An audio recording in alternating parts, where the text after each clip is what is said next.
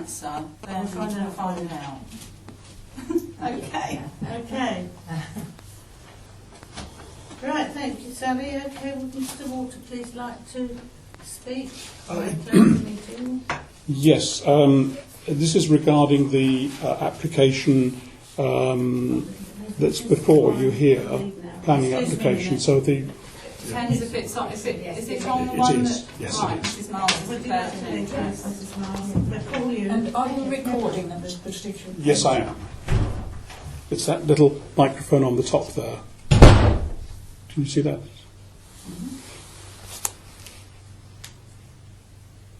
But you're not cameraing it. No, there's no video. It's just purely audio. Okay, would you like to carry on, please? Fine. Yes, it's regarding this application put in by the applicant, Mrs. Myles. This is P 01188/14, the land adjacent to Wallands Farm. This is the new residence there. There are 2 points that I'd like to make. The first one is that this is now the third time that this has come round. It's been twice refused by the Isle of Wight Council. It is not residential land. Well, that's point number one. Point number two is that there is a section 106 associated with this land which offers £10,000 to the local school or the local parish, depending upon which part of the planning statement you read in there, in respect of if the planning consent is approved, which I feel is inappropriate. The school is a long way from the property in question. There is no link to it whatsoever. It is purely a sweetener to move the development. In fact, to use Mrs. Baxendall's words a few moments ago, it sounds like a bribe rather than part of the planning process. So those were the only 2 points. Thank you. Thank you very much. Can I answer a little bit? Yes, number two? yes. We have actually been in conversation with certain people about this for advice. And Yeah. the clerk got some information from... Yeah. It was basically, I'm trying to think who I spoke to now. I think it was Russell Chick. No, it wasn't. It was that was the other one. It was the Clerk Society I phoned, the advisor. The parish council actually paid the clerk to be a member of the Society of Local Clerks, which is a really good organisation. It's a national organisation. A lot of clerks are members. And basically, it's just brilliant for getting information. There's people there, you can phone up, email, whatever. Anyway, I phoned up and basically to get a bit more information on Section 106 agreements. I also looked on the website to find out what a Section 106 planning obligation is, and we're back to that word, planning obligation. Basically, a planning obligation it's got 3 purposes.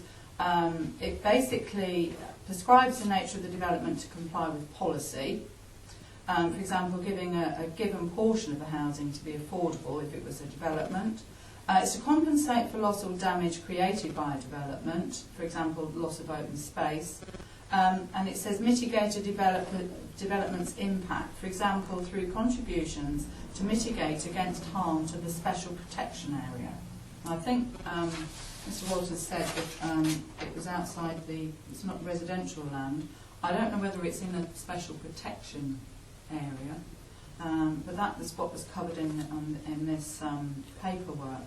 And I think the main thing that I was told by the Clerk Society is that a Section 106 payment is nothing to do with the planning authority's decision on a planning application. It is something completely separate. So the fact that this has been offered, and I think the Parish Council will do the same, it should have no bearing on the decision of the planning application. That should be looked upon on its merits of what's on the paper. The fact that that's there should be really taken as an aside. That's what he told me. So I can only tell you what I've been told. So I think that covers that one. Thank you. So the plans are here, if you want to have a look at the We've plans. all looked at them, I think. You've all looked at them. Who Okay. would like to start, Helena? Right, well, looking at the valid material considerations and the fact that there's been a previous history, it's not appeal, it's just a previous history. And I feel that the applicant has addressed the problems that were raised in the previous applications. So it's been moved, it's less impact on the farm, less impact on the Grade 2 listed barn. I think it's been. I think the materials that are used that have been suggested for the construction are right with the local area. I don't think it's overdevelopment in Shalfleet. So I would, looking at these other considerations, I feel that it is one that we could support. Thank you. And, It is a greenfield site. I think if we approve it, we'll be setting a precedent. And I do think that the 10,000 is a bribe for us to look favourably on it. And so I'm afraid I'm not happy with it at all. No, I would turn it down. I can't comment on the plan because I think I'd need some time to really look at it. I don't know much about it, so I can't comment on that. I don't know about the state of the land. I'd have to ask questions. Is it in an area that can be or cannot be built upon? Because I know things change over time. I don't know anything about the structure of it. I find it hard to find out where the place is at the moment because it's on private lanes at my normal site. But to ally £10,000, whatever happens, even if it's perfectly correct, I'm sure members of the public will find it very difficult to swallow. It sounds like it and puts pressure on the parish council. To my mind, is she saying this £10,000 is going towards whatever, irrespective of anything to do with the planning decision? They're totally separate events. But you have to convince people that you're not being induced in any way by such an offer. Two separate things. But I'm sorry, I can't comment because I don't know enough about it. fair enough, I appreciate you, because you literally Yeah, I come as a member of the deep public end. who feels like, gosh, this seems like a financial inducement to get people to That's right. help it. That's how it feels. And I think most people in the public will, if they just look at that on its face value. But I think, I have had comments as well, and it worries me. It worries me.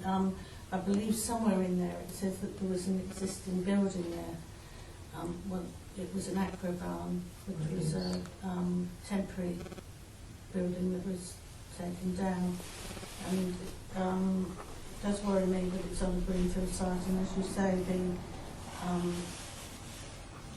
the precedent it sets with a greenfield site with no affordable housing, which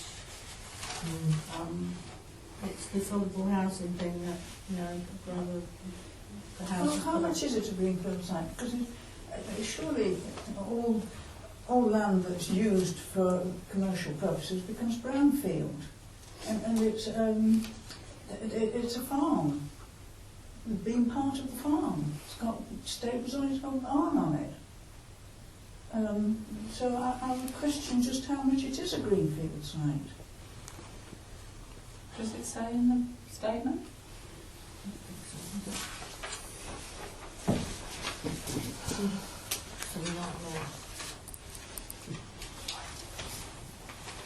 What were the comments? Why did the council turn it down last time?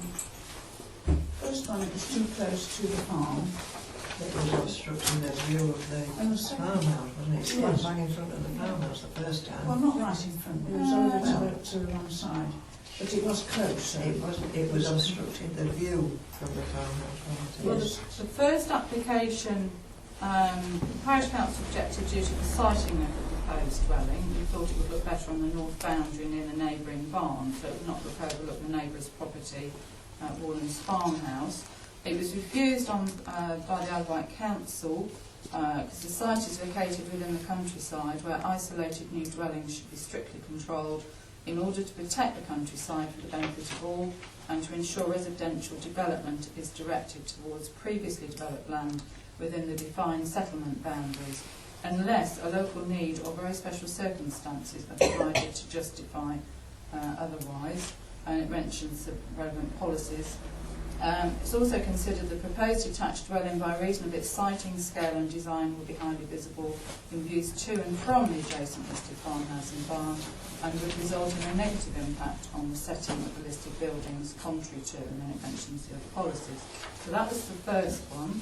The second one, I don't know whether they moved it because obviously I haven't seen the background. They moved it, but was the second one on the site Was where suggested it is on the now? No. So it's been moved again? Yes. So, after some discussion, the parish council objected to this application in regard to the reason made in point 1 of the Isle of Wight Council's reason to refusal, which was the site located within the countryside and mention of the settlement boundaries. So basically, parish and the Isle of Wight Council turned it down twice. It hasn't mentioned greenfield in there, it just mentions, what was the wording? Well, what is the land used for at the moment? It is stabling and a menage. Located within the countryside. So I'm just having a look on here. I didn't see a menage went the first time. I can't comment on the second time because I don't think I was at the parish council meeting at that one. But the first What one, is the there wasn't a special menage. purpose of building it? Because it mentions something about a special purpose for building things. Yeah, I mean, it says that within the Isle of Wight Council reasons. It says in here that Mr Myles is suffering dementia that's deteriorating and it will give them the opportunity to remain living together in their own home. Mr Myles is in a home now, though, isn't he? I don't know. He was there at that little meeting I had before I went on holiday. I didn't realise he had dementia till he spoke to me. It's a brownfield site. It says the site has been previously developed with a number of buildings since the late 18th century. Therefore it is a brownfield site. So it is a brownfield site. That confirms that one. Well, nothing really has changed from the reasons that the county council turned it down. Those reasons have not changed. They say it's sort of outside the boundary, and it's also what was the other thing? It's in the countryside. Yeah. So since that hasn't changed, they can't change it again, can they? I don't think so. So the county will have to turn it down. I don't think so. I don't think so.